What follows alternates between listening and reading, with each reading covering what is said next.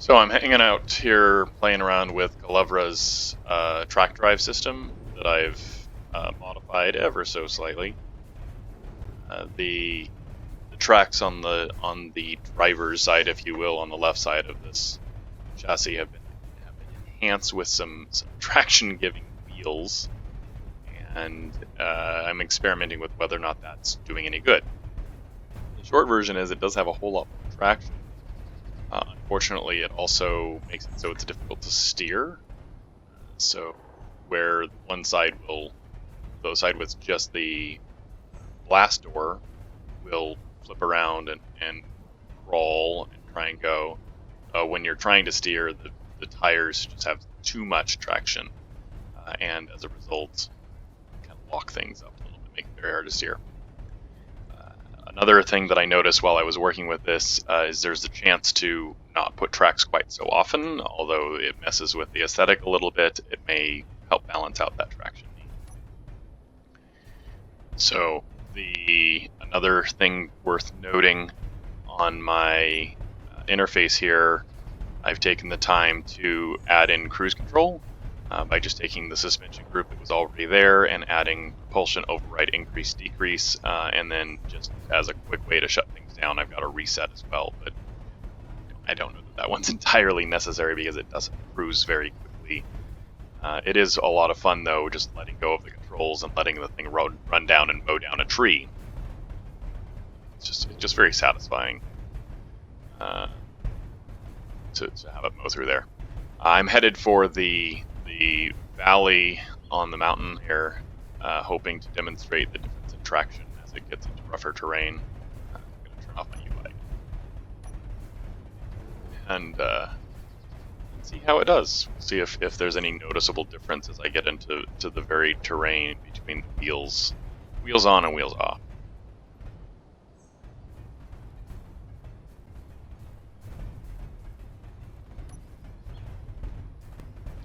So I made it down into the valley, and I'm remembering some of the limitations of crawler tractors, and in reality, and I think that might be similar to what we're dealing with here. If I have the traction, I don't have the power, and if I don't have the traction, then obviously things just spin out. So I'm going to reverse a little bit here and see if I can get back out the other side. One of the things that this higher traction, it definitely has more traction, but unfortunately it does not have the drive power to have that traction do us any good. So that's what we're dealing with here. We can't quite climb out the sides, but at least we don't spin out.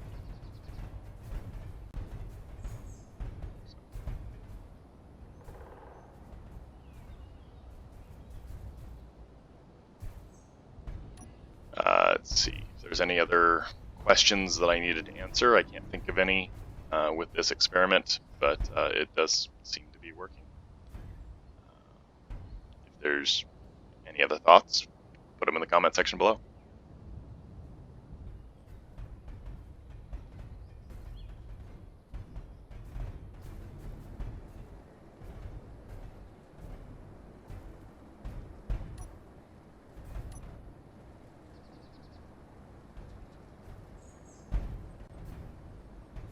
It does do a beautiful job of crawling through the valley, though.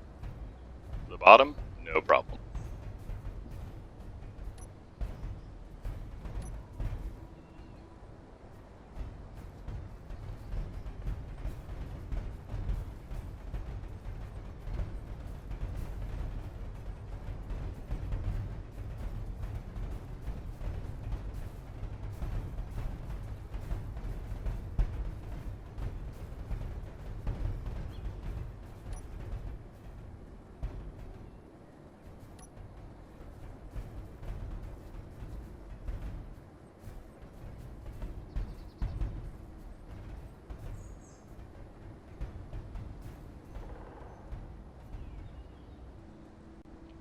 So I found one more trick that helped a little bit with getting just a little bit more traction as I'm trying to crawl out the bottom of this hole.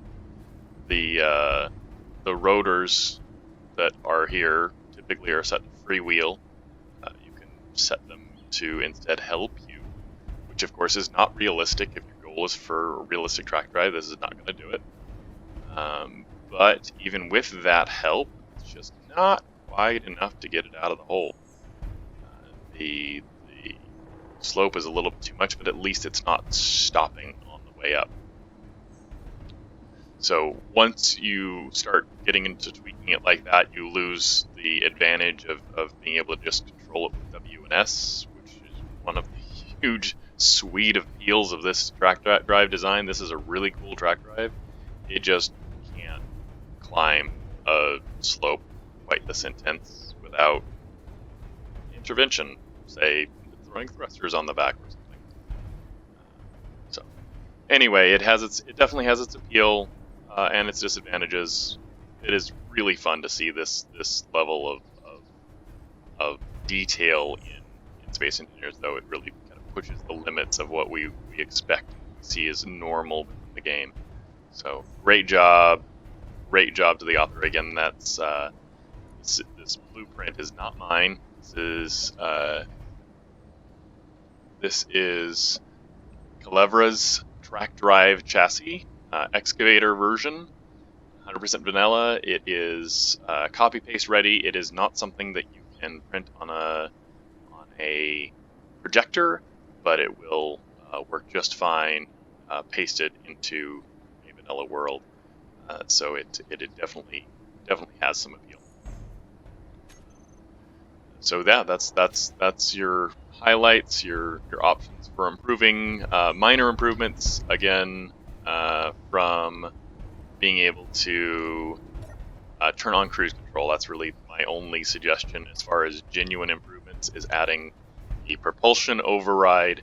And here's the trick: when the propulsion override is on, because of the way these things line up, you do have to invert the propulsion for one of them in order to go forward, as opposed to having it the way you would normally have it for W&S. So right now I have the right hand side inverted and propulsion at 100%, as opposed to just being both of them being normal and 100%. All right, enjoy.